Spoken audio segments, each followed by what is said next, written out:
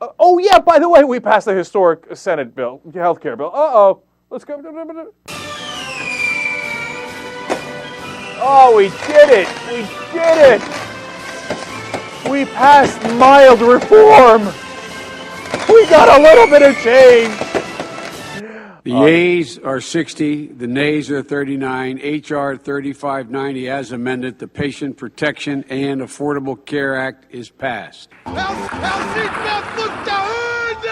Ladies and gentlemen, we got him.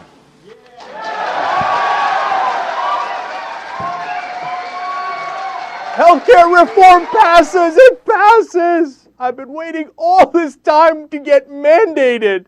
And now I am. All right. I'm going to stop being such an ass. No, look, it's a historic moment. There's no question about that. They're pretty close to universal coverage. There's some great things in this bill. It's going to, by the way, pass the Senate. Of course, they still have to do a conference between the House and the Senate. So it already passed the House earlier. They got to bring the bill together. Then the Senate and the House have to repass it, and the President has to sign it. But this version of the bill is the one that's going to very likely survive. Certainly 90% of it will survive. So that's the reform we're looking at. And you know I've had tremendous problems with it. It doesn't include a public option. It doesn't include Medicare buy-in. There was enormous cave-in by the liberals and the progressives. The Obama administration, in my opinion, did not try very hard in getting any of those things that we thought would provide real competition and lower costs for all of us and for the government. So those are the downsides. But, you know, look, on this day, let's concentrate a little bit on the upsides too, okay, now that it's basically happened. I was talking to a friend of mine this morning, and he said, look, he's got a little girl who does have a pre-existing condition. And it's pretty serious, and she's already, in her first year of life, eaten up 2/3 of her lifetime cap. I mean, do you see what kind of barrel they had us over, the private insurance companies? And when she ran out of her lifetime cap, if no reform had passed at all, well, that's it. Then she has to pay these overwhelming medical costs for the rest of her life. If they ever leave their employer, they can never get insurance again for her. But with this, because for the kids portion, it begins immediately. For adults, it's the getting rid of pre-existing conditions starts in 2014. But for kids, it's immediate, right? And Al Franken made a big speech about that, and it's true.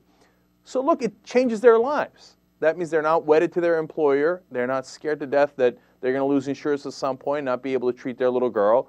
And that has a real effect on Americans and their lives. And, 31 million new people are covered.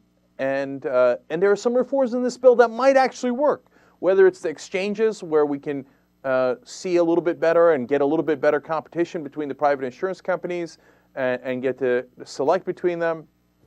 And then there are some commissions where they're going to study whether we should switch over from fee-for-services at all. Because fee-for-service is what's driving up costs a lot. Because if you have an incentive to do more services, CAT scans, MRIs, et cetera, you're going to do more of those and then drive up healthcare costs. Whereas if we pay people based on how healthy the people they're treating are, well, then that's a more logical way to go. So there are definitely some good things in this bill. I think for me, the question is, all right, now that we got to this point and we fought against it because of all the downsides to it, and we lost. That's just reality. You got to accept reality, right? The question is, what do we do afterwards?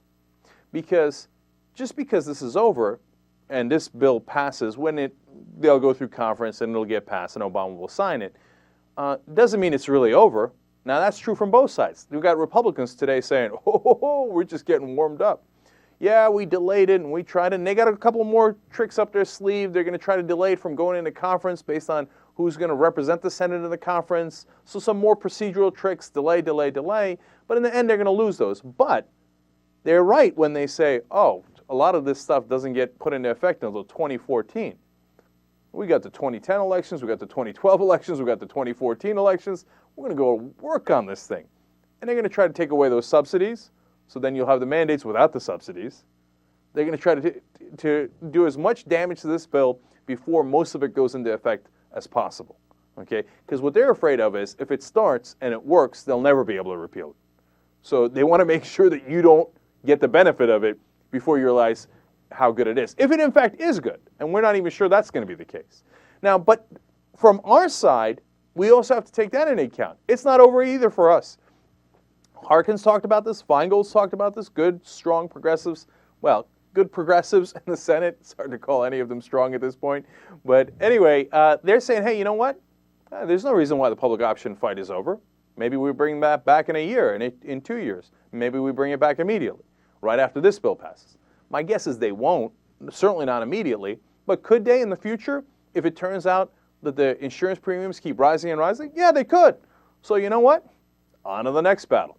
And that's how we do. You got to keep on fighting and keep on fighting to try to get the best deal you can for the American people.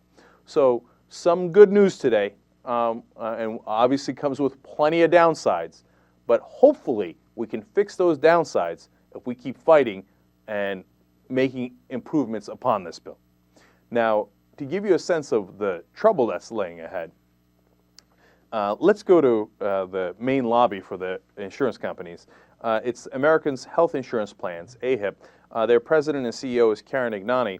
And here's what she said right after the passage in the Senate. Specific provisions in this legislation will increase rather than decrease health care costs, reduce coverage options, and disrupt existing coverage for families, seniors, and small businesses, particularly between now and when the legislation is fully implemented in 2014. Do you understand what she just did? She said, aha, you've just given me free rein to raise all of your premiums and to give you less coverage, and then turn around and go, oh, what can I do? The Democratic health care bill did it. It was because of the health care bill that I had to raise the premiums. I didn't have a choice. And I'm going to raise all those premiums and reduce all that coverage before 2014 to try to inflict as much pain and damage on you, the American people, as I can, so that you then reverse this bill before it goes into effect. Now, that's a serious threat, okay? Now, first of all, I think she's partly bluffing, to be honest with you, because, as we've told you before, all the top healthcare insurance companies in the country are at 52-week highs. They're soaring. So they're ecstatic about that mandate that's coming in with 31 million new customers falling in their lap. But do you think that they won't try to keep that mandate and take away all the other provisions? Of course they will. And if anything goes wrong, what are they going to do? They say, oh, you see that liberal bill that came out of from the Democrats? It's not our fault. No, of course not. No, we had to raise the premiums. It's because of the Democrats and the liberals who gave you this reform. That's why it had to be raised. So that's also coming, okay? And that sucks. The question again there is the same question we just talked about a second ago. What is going to be the reaction? Because if the reaction from the Democrats is, oh, no, they raised the premiums, we don't know what to do. Oh, no, they blamed us for it. We're so sorry. Now, that seems like an absurd reaction. Why would they have that reaction? Except that's the reaction they always have, right? I mean, I know it sounds absurd, but that's how they've been reacting for the last 10 years at least. Oh, I'm so sorry, right? So if that's the reaction they have, then we're headed for an iceberg, the iceberg we've been warning you about for the last couple of weeks on the show. If their reaction is, oh, okay, you're going to play games. Oh, you're going to be cute. You're going to play some reindeer games? Okay, well, you know what? We can pass the public option through reconciliation. All we need is 51 senators. Oh, you want to keep raising premiums? Okay, that's it. 2011, boom, public option. Let us whisper of a dream of a country where progressives are that strong. Doesn't really quite seem possible, does it? But maybe, look, and that's what we're going to fight for.